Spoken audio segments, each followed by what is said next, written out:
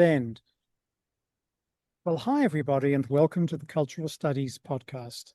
My name is Toby Miller, and my guest today is Andrea Medrado or Andrea Medrado, the way to pronounce it in the Anglophone world. I'm an associate professor at the University of Exeter in the UK. and Prof. You're way out there on the West Coast, right? West? West? Oh, no, I'm in London now. Oh, you're in London, despite the fact that Yes, University of Exeter. Okay, I get it. yes, Exeter in the UK, but I live in London. Oh, okay, yeah, I see. Okay, no, yeah, I don't live in Exeter. I work in Exeter, but I still live in London, so I Okay. commute to work. Sorry, this got a bit confusing. No. Wow. Okay. So, Prof, I have a question that I pose to everybody, which is to ask what's currently dynamizing, impeding, preoccupying, interesting you. What's going on for you? Thank you, Toby, for having me. Thanks for this question. I am a bit of a warrior, I must say, someone who worries a lot, not a Right. warrior, Yeah. a warrior. Yeah. I think something that's been worrying me is the sort of anti-migrant sentiment stories that we've been having quite a lot. Of course, it's not a new phenomenon at all, but this has been in my mind a little bit Mhm. lately. I think on a personal level, of course, like we started very confusingly with me not being able to locate the west of the UK. But as a migrant, also a parent who sort of brought my son to live in the UK in Right. 2020. We moved in the pandemic. So, yeah, it always, I think as a parent, you think, oh, was it the right decision to move, to a different country and work and bring my whole family here? And I think this sentiment is concerning. But also, I think on a professional level and our research, speaking about research, just the stories, the narratives, and I don't really work with migration directly with this topic, but a lot of my research has to do with marginalized communities, minoritized groups, and how, the narrative sometimes Muy buenos. seek villains, identify migrants as criminals, murderers, rapists, which is not too dissimilar, I think, to what happens, for example, to favela communities, the shantytown communities in Brazil that I often work with. So this is something that's worrying me. Yeah. Um, One of the things that I noticed when I lived in Britain is that there are hundreds of thousands of Latin Americans in London, especially, mostly Brazilian and Colombian, and many cases in proletarian occupations, in some instances without papers. And frequently, they're the people who clean the offices at 3 a.m. But they are an almost invisible minority. There is no media attention. When people talk about diversity in publishing or the police force or the bourgeois media, they mean diversity in terms of women and people who are descendants of the enslaved of the British Empire. They are not interested in diversity, including, for example, Brazilians and Colombians. And so there's an added problem here, which is that there is barely a discourse of being a minority in the UK applicable to Latin Americans. They are just excluded from public life. This is my take. You're experiencing it may be very different for you. absolutely, Toby. That's a really good point. I think it's a really, really invisible minority. Is every single level when we have to complete the forms and tick a box. I always have to tick mixed other. I think it's the category that I can find because obviously, I couldn't identify as white and the mixed categories that they have, it's usually uh, Afro-Caribbean or African or Asian or, the categories don't quite work for Latin Americans. I don't know. I'm often thinking about this because I lived in the US as well, with the context, of course, very different. And I just had in the beginning a bit of an issue of the whole, like, are you Hispanic? And as a Brazilian, because of the language, like I never thought, oh, I am not Hispanic, I'm Latina and Latinx. So, but there's a big, category. I feel like this is more understood. But in the UK, yeah, I often feel also in terms of research agendas, concerns, everything from when I did my PhD, for example, working with favelas or the issue that I work with, they were often not part of the kind of mainstream concerns. In a way, this sort of ignorance, in a good sense, I guess, could benefit you because when you are, for example, a Brazilian in Portugal or a Latina in the US, there are all sorts of implications to that, right? In terms of the tensions and the divide. So here it's a little bit, I guess, exotic, although that's not a really good thing sometimes. But at the same time, it's completely invisible in terms of course, public policies, everything. I think Latin Americans are, yeah, absolutely, completely invisibilized And and invisible. my experience on mass transit was that if I saw, for example, a parent and child who were morenitos, and I listened to them talking very closely, they would be whispering, but it would always be in Portuguese or Spanish.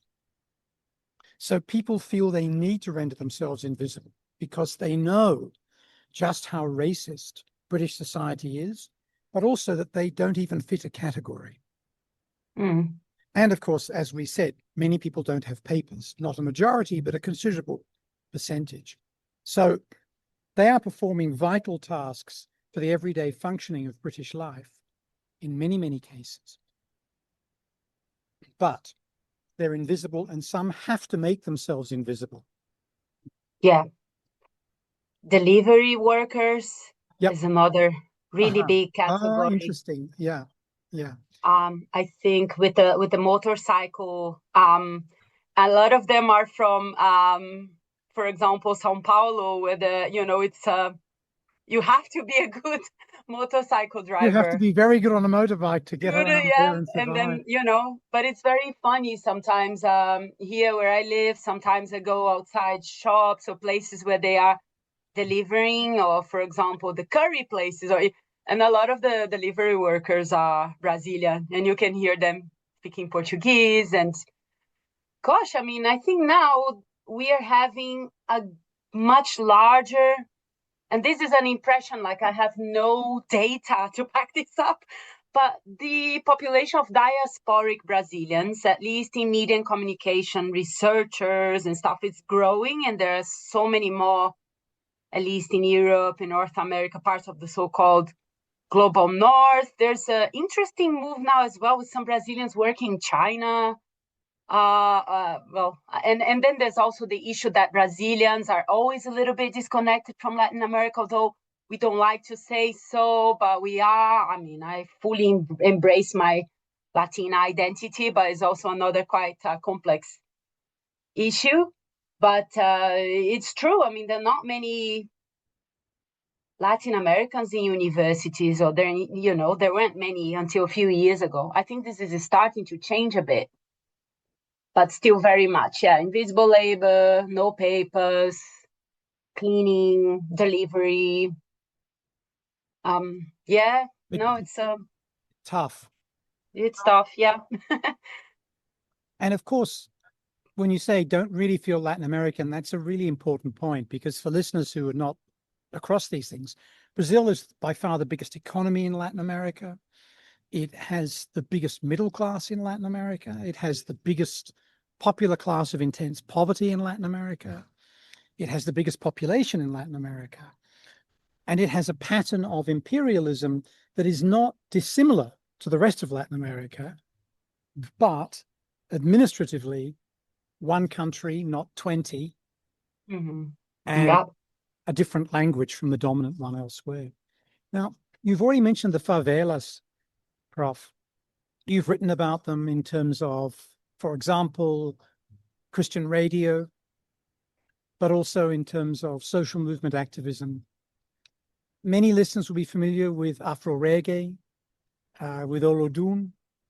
And I wondered if you could tell us about the favelas, but also maybe starting specifically with the Christian radio stuff, which is fascinating, because most of the academic attention, Buenos Dias, ¿qué tal?, has gone to leftist progressive groups in the favelas, but there's a lot more than that going on. Yeah, thank you. Yeah, the Christian radio stuff dates back, I think, to my PhD research, which initially I had no intention to research Christian radio whatsoever, because I was coming from a community radio sort of perspective, in which at the time, of course, like I did my PhD in the UK. I was based in the UK when I did my PhD research. I did my research in Salvador, Brazil, the city where I'm from. And the sort of community radio literature, generally speaking, scholarship, it's not really considering, this kind of Christian religious radio as being officially a big part of community radio. There are many ways to define community radio, about the licensing or the type of funding that it receives.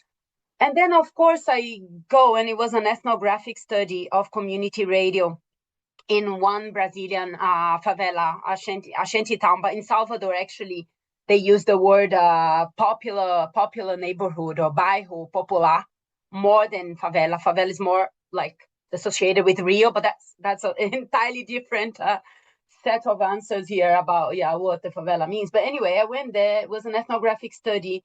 When I started to ask about, what do you consider to be your community radio and everything, people started to say, oh, there's this church and they're doing this community radio, or they've got this program that is run by the church, or there are different churches running different programs in the unlicensed radio that we consider to be a community radio. So things got really, really messy in terms of how to understand the different sectors.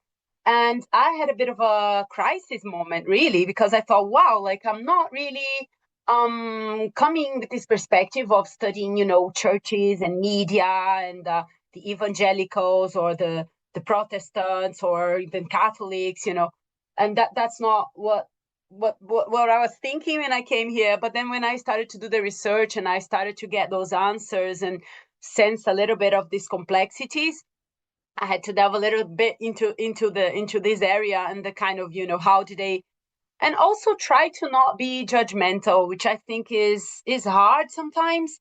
Personally, I'm not a religious person.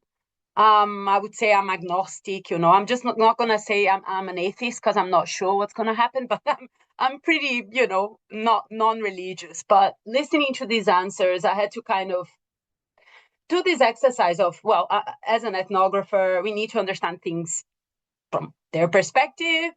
What do they view as a community radio? And there were some functions that the radio station were performing, that they considered to be, a community radio type of function.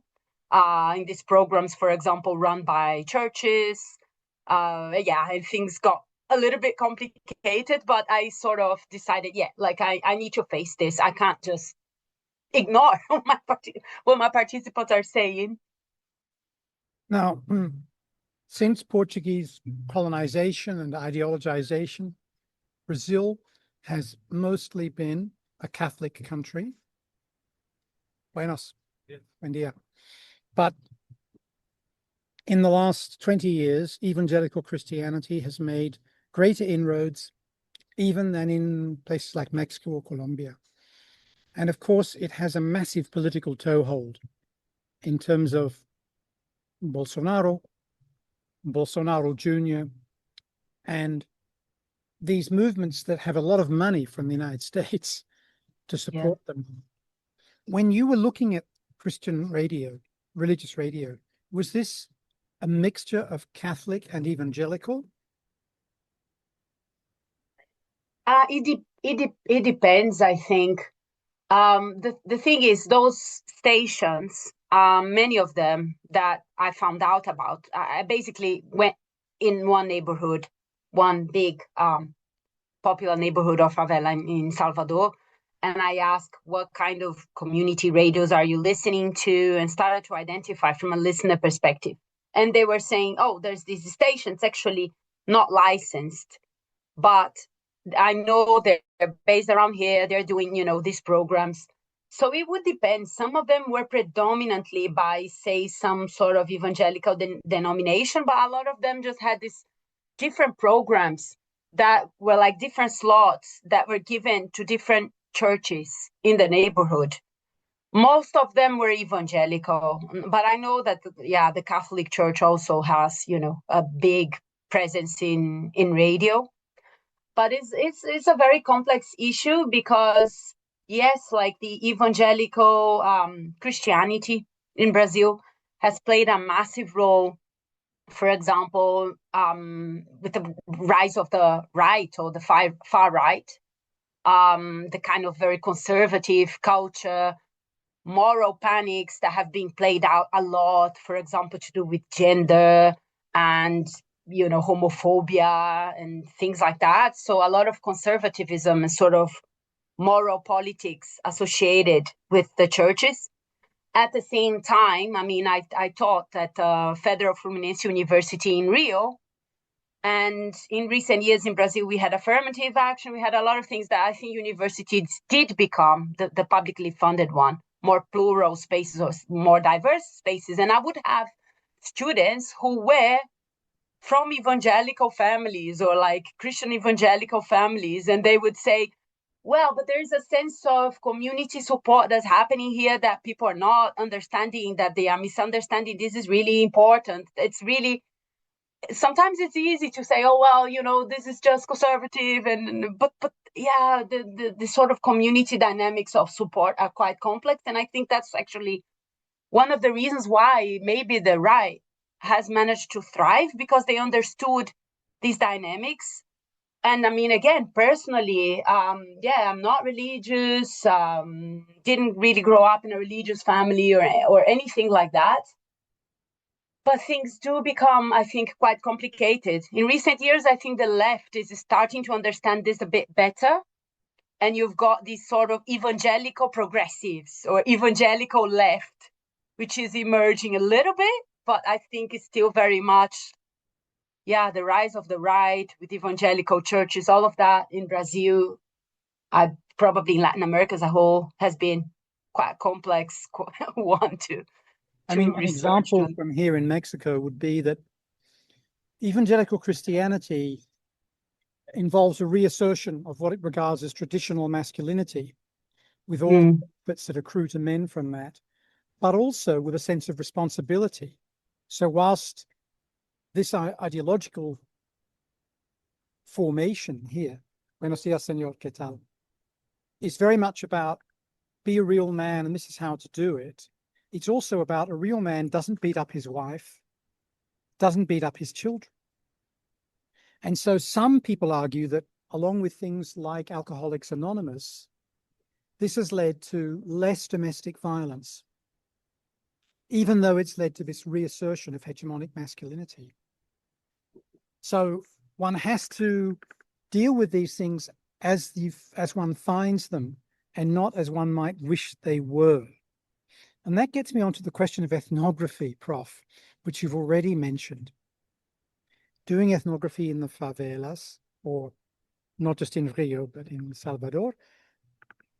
What was it like getting access to the favelas, getting people to want to talk to you? Yeah, no, that's a very good point. In Salvador, funnily enough, ironically, I got access to the favela where I did the neighborhood where I did the research, which was called Pau da Lima, via a former US American student who was there doing a project with the Fiocruz Foundation, which is a public health, very respected organization in Brazil. So they were doing a public health project about tuberculosis in Pau da Lima.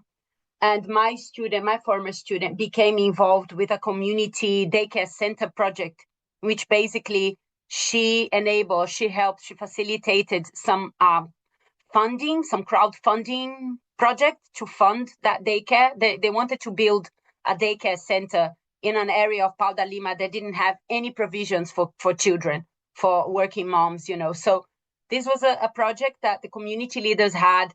My student being US, doing this project from the US. She wasn't actually American, but she was based working at the Berkeley at the time, and she helped them mobilize, gather some support. So I also became involved in that project. Funnily enough, even though I was from Salvador, I think because I became involved in that project, that's how I gained access. So I think really early on, it became very clear to me this issue of reciprocity and how important it is and how much you need to invest energy in demands that come from people themselves.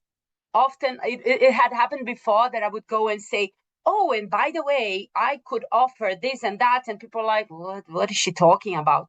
But this was something that they had this project already, that they wanted to gather some funds for this community center. And then my student involved me. I started working on the project. Then I met people. We started to work together. Then I started to work offer a creative writing course for residents of the neighborhood. And I was like working with the neighborhood association. So I think this work that you do in giving something back and actually responding to what they need and what they want rather than you coming, oh yeah, and by the way, it was really key in everything I did. And it's really, really energy and resource intensive, but I don't think there's another way to do it. If you're willing to do this work, I think you really have to respond to what people are asking from you in your position of privilege. And you have to keep checking that all the time to ensure that the relationship is reciprocal, not exploitative. I think there's still many questions to ask, whether we still, even if we go with this attitude, the relationship always has, I think, a somewhat exploitative nature to some extent. But I think this is really, really key, the way that you go in. That's how you, at least I only gain access like this. And with my work in Rio, it's been the same as well. Like I've been working with the groups for probably, over 10 years, I'd say now, but involved in various projects with them. Now I'd say that I have a relationship built, over many years, but it's very difficult. And in Rio particularly, there's a big resistance to research about favelas. There's a whole agenda now of researchers who are themselves from favelas, and they want to be the ones telling the favela stories rather than having an outsider come in and, and start doing research as a kind of parachuting, I don't know, researcher. There is, of course, too, this spring break tendency of poverty tourism. Wealthy, white, US and European undergrads go to Rio to see the underclass and take photos of them. It's a huge phenomenon. That doesn't help. But one of the things that I've noted, Prof, that really thrills me is that obviously you're inspired in part by Paulo Freire, but also by Orlando Falsborda. Almost no one in the Anglo world knows that what they call action research was invented by Falsborda and collaborators. And that participatory action research that you do is, I think, really crucial in this ordering of reciprocity, but also of recognizing, and actually you can get this in Levi-Strauss to his credit, that the logics, the reasonings, the rationales, the understandings of local people are not necessarily wrong, even though they may not favor scientific method. They're often trying to get at the same problems and understand them. So, apologies for the mansplaining, but I wonder if you would just tell us a little bit about the importance of Falsborda and Freire for you. Yeah, absolutely. I think this idea of a participation that is political, it is political in a sense of being very explicitly aligned with the so-called oppressed, to use a Freirean term.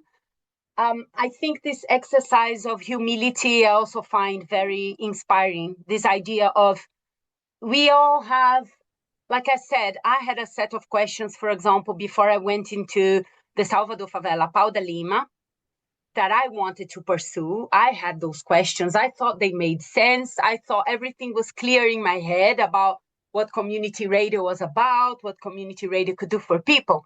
Once I got there and I talked to people and I started to work on these projects together with the communities, and I learned actually these are not the questions that they want to ask, or, a lot of my assumptions are very simplistic here. I think we do have to have this exercise of humility. And I think the Latin American tradition, False Border, Freire, authors like them are very inspiring in that sense of telling us that we need to be open sometimes to re-ask, to reshape our questions, to redesign our questions, and to really put ourselves at the services of the communities in a way. I mean, of course, it doesn't always work like that, and we can't always do that as well as we would have liked.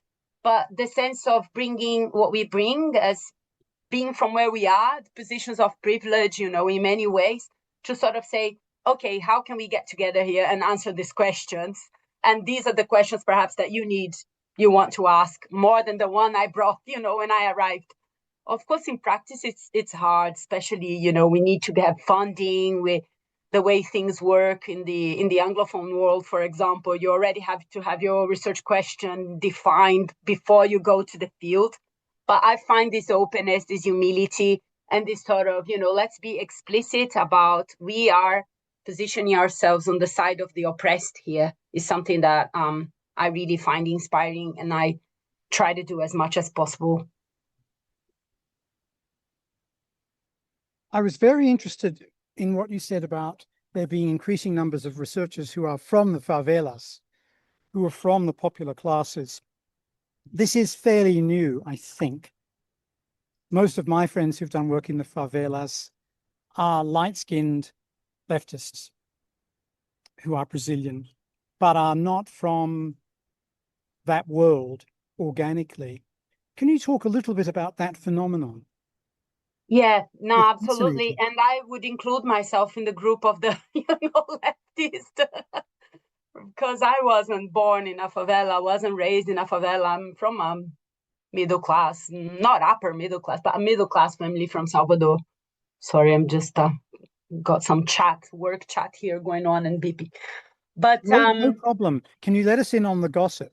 Is there anything incredibly interesting about vice chancellors who are drug addicts or no, deans who run around naked? Anything no, interesting no, like that? nothing like Nothing that. like No, that? just I didn't read the message, but I know there's been no juicy gossip Oh, in whatsoever. that case, forget about it. Let's get back to the favelas. Yes. Well, I think this has been happening since I started. I was teaching at the Federal Fluminense University, as I said, in Rio, in Niterói, until 2020, from 2014. Yeah.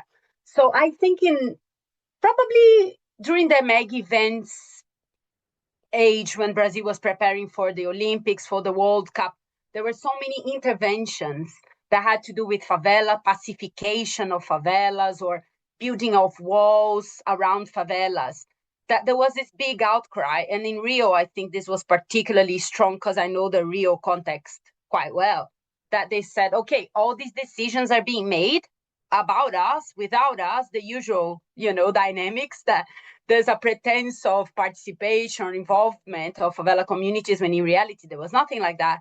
At the same time, I think the Workers' Party governments, the Lula governments, and arguably did also contribute, because they had affirmative action policies and things like that, in which more Black Brazilians, more indigenous Brazilians, Brazilians from minoritized groups, Brazilians from working class communities, from favela communities, there were a lot of policies offering credit, or making it easier for them to start university. So there's a whole generation, I think, of favela researchers who started to then really question this idea of, well, they call it, the nós por nós philosophy, us by us, in which they say, well, we want to tell our own stories. This is about us. Why don't we get to tell our own stories? We want to do this research as well. At the same time, people who were quite skeptical about the kind of auto-ethnographic work, or, like this changing, becoming more flexible. And I think there's a whole generation now. I mean, Marielle Franco herself, some people might be familiar with her. She was a politician from a favela, born in a favela in Rio. She became a city councilor, and she was also like a researcher. She was an academic. And there's a generation of people, particularly in Rio, who are born in favela. They call themselves crias de favela, so the kind of favela offsprings. And they also are, researchers, thinkers, academics, philosophers and everything. And they're like, okay, we've had enough of people talking on our behalf, and we wanna do this research ourselves. Now, Professor Franco was murdered. There are real risks in this. There are risks for all Afro-Brazilians and indigenous Brazilians, especially if they are social defenders of ecology or of communities. And I wondered if you could talk about the issue of personal safety for residents of favelas, but also researchers. Yeah, the killing of Marielle Franco in 2018. I was working on a project back then, and it sent like shockwaves, I think, among groups, activist groups, human rights defenders. The message was so brutal, so horrible. It was a big, I think, basically telling people who were human rights defenders and aligned with the views that, there should be more spaces, for example, for Black women from the favelas in politics. It was a big sort of silencing, like, don't you dare, come into this space where you don't belong as a Black woman, as someone from the favela.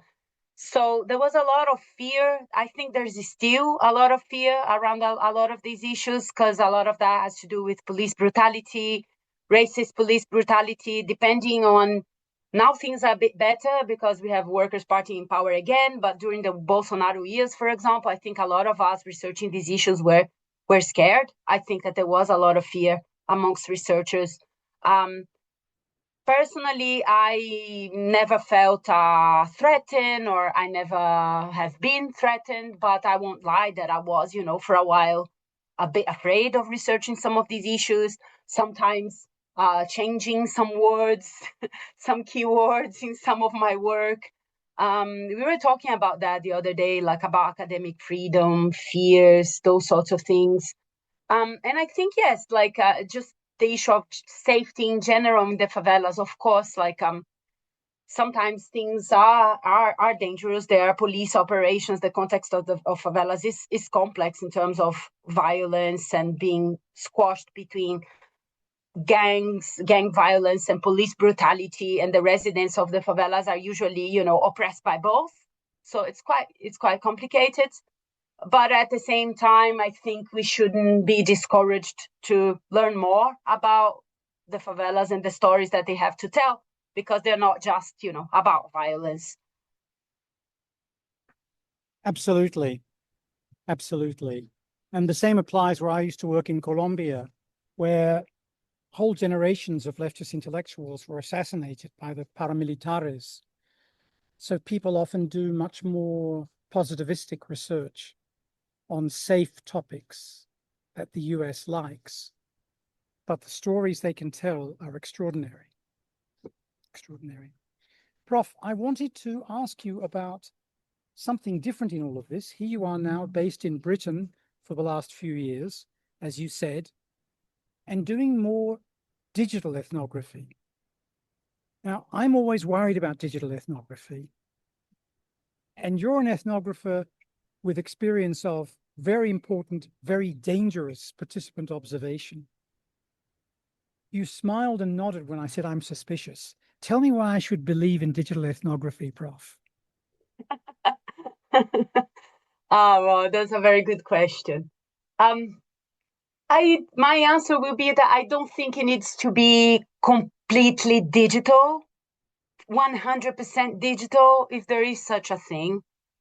In my case, I kind of followed the field in a way, the way things worked. So because I was working on community media and a lot of those initiatives, and that's got to do with difficulties in licensing, all sorts of things, migrated to social media. So a lot of the groups that were doing community radio, started also, of course, and in the context of Rio, during the mega events preparation phase that I already mentioned, a lot of people started to, have these social media profiles, to tell stories of favela life, for example, to contradict the idea that everybody who lives in a favela is involved with drug dealing, also contradicting some of the stories that were negative stories about favela. So I kind of migrated to the kind of social media spaces because of that, because that's where they started to do their work. But they were often, so probably I share some of your reservations as well, because there were moments that I realized that I had become the crazy screenshot person who was like doing screenshots of what they were posting in this kind of favela profiles on social media. At the time, it was Facebook, the big one, but also Instagram, former Twitter, etc., etc.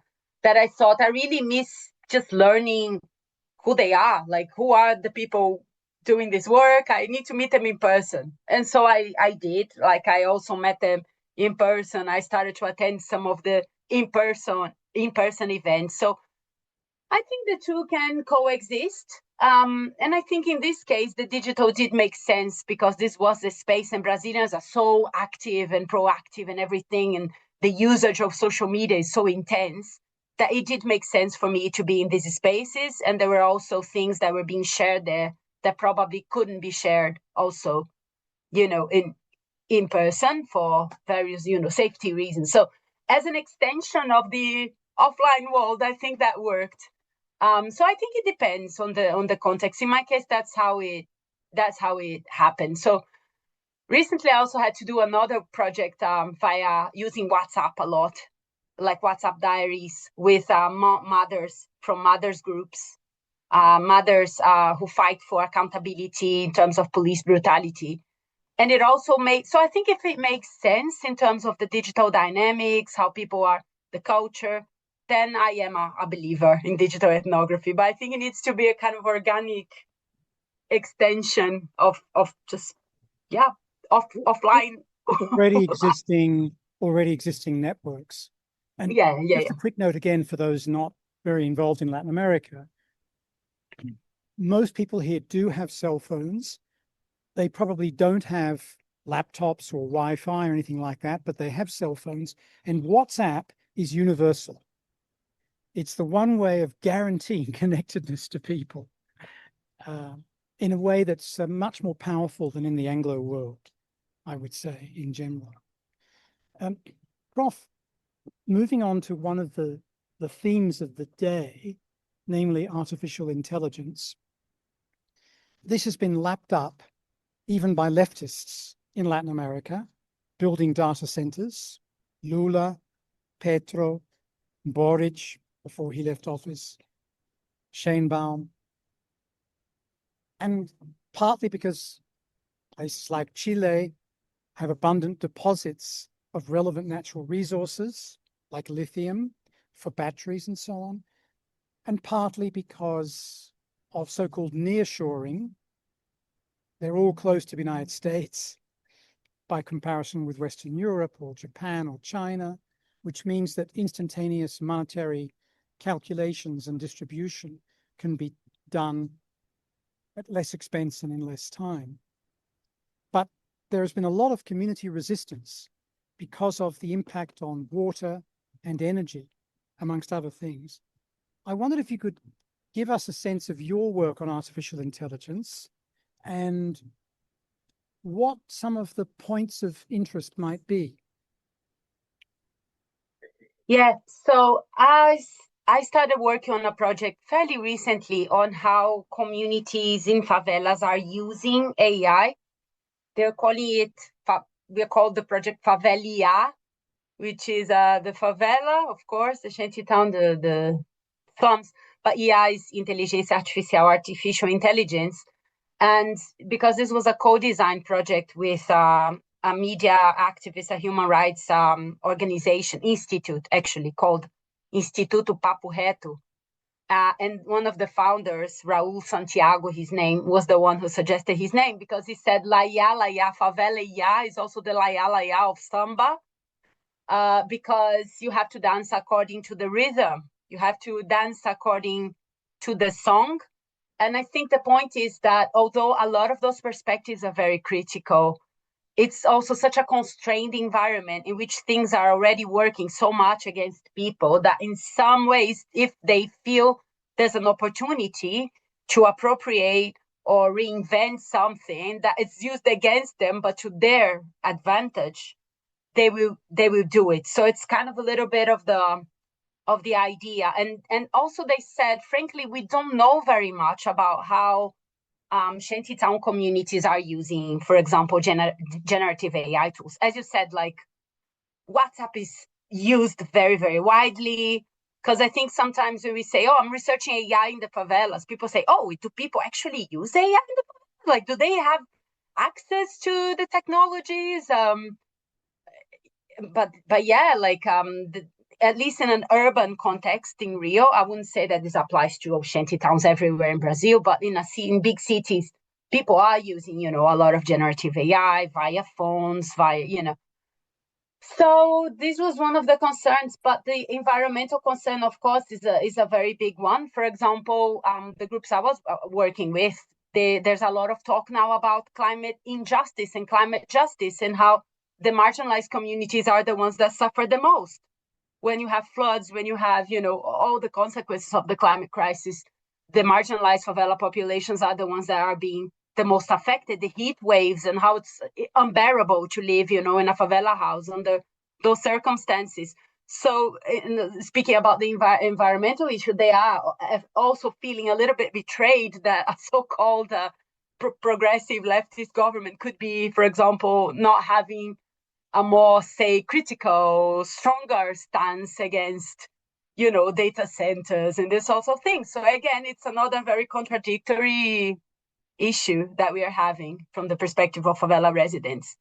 And one of the things they were proposing, they were like, well, there shouldn't be, data centers in the places that are most affected by the climate crisis. But then when you read through, documents and strategies and like bringing all the discourse of, oh, well, technology, AI, we are riding the AI wave, and then, yeah, that's something that came up, I think, in the workshops that we were doing as well, about how favelas and favela communities are using AI tools, what's their perception about it, how do they appropriate these tools, how do they resist them. So that was kind of like the main idea of the project. Now, Prof, I have one more question for you, if I may. When you've answered the question, I'd like also to give you the opportunity to add anything you wish, which could take the form of new material, something we haven't touched on, or it might be that you want to retrace our steps and say something else. Does that sound okay as a means of bringing things to a conclusion? Yeah, that sounds okay. You're completely familiar with this. Because I'm in the Global South, I have very limited access to writings in English that are scholarly, especially books. So I have not read your book that has won all these amazing prizes: Media Activism, Artivism, and the Fight Against Marginalization in the Global South. And I'm wondering if you would tell us a little bit about the book. Oh, thank you. My son makes so much fun of this title. Mom, your book, Media Activism, Artivism, and it's a very long title. Yeah, lesson learned for future, like next book, slightly shorter. I am in favor also of PDF activism. If I had known, I've widely shared the PDF of the book, and it's something that we do. And of course, all the platforms that make available PDFs of books that Global South scholars use. So I'm very supportive of this. I hope the the publisher doesn't listen to this podcast. But I think this is really important. One thing that is going to happen is that the book has been translated into Portuguese, and I think a Portuguese language version will come out soon, open access. The FES organization Colombia has done this, and I think it's going to be available on their website. But basically, Wonderful. this is research that I've done about media activists, collectives in favelas mostly, but also museums and other forms of activist groups in Brazil, but also in Kenya as part of a wider project that I was a co-investigator. So it's a lot about also dialogues across global south, so plural global south. And I know the term is also problematic and contested.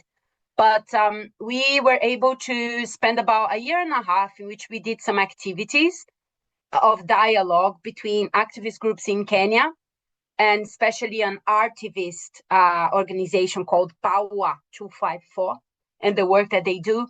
And we did some exchanges with Brazilian groups. So we share a little bit of these lessons on South-South solidarity, how they can learn from each other, best practices sounds very kind of corporate, but like some of the things that have worked in the work of these groups and what they can learn from each other. And it was a really amazing experience, I think. And I'd like to do much more of that work, sort of South-South work. It's something that I'm absolutely passionate about. I was recently in South Africa and thinking, oh, I'd love to do a project, South Africa, Brazil, Latin America, Africa, all the diasporic connections that we have.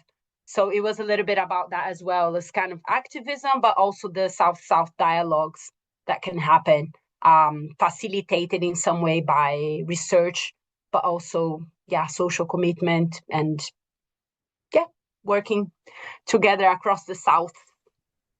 Of course, I need to follow up by asking how old your son is. 12. Ideal age to come up with the title of your next book. Yeah, he made so much fun, and he also made fun of me because he published like a little a short story, and he worked on it for a few months, and then it was out, and he said, "Oh, my book came out, in a few months, and you took like almost 3 years to write this book." So yeah, this is, So, Prof, to conclude, is there anything you'd like to add? And as I said, that might be something that traverses trajectory we've already been on, or it might be something new. I think the point of not giving up on doing research with communities. It's hard sometimes. I think the issue of critical reflexivity is very important. Thinking who we are in relation to these communities, where we're situated, how can we really how can we play the role of bridges? But it's sometimes, like I said, really energy consuming, really time consuming. And sometimes, especially as you say progress in the kind of academic hierarchy and you start to play more senior roles and you're involved in all these admin and stuff like that, it becomes so challenging to do this kind of community work. But we shouldn't give up on that because it's really, really important, and it can take time to build these relations of trust, to talk things through, do things in a way that's beneficial for everyone, reciprocal. But we really shouldn't give up on that, because I think research can have a really, really powerful impact on, and people do love research, sometimes we demonize research as something really boring and bureaucratic, and it's not. It's amazing, and it can be really transformative. So let's not give up on community driven, committed research. You've inspired me for the rest of my day. Oh, thank you Thank so you. much for being with us, and thank you for doing the wonderful work that you do.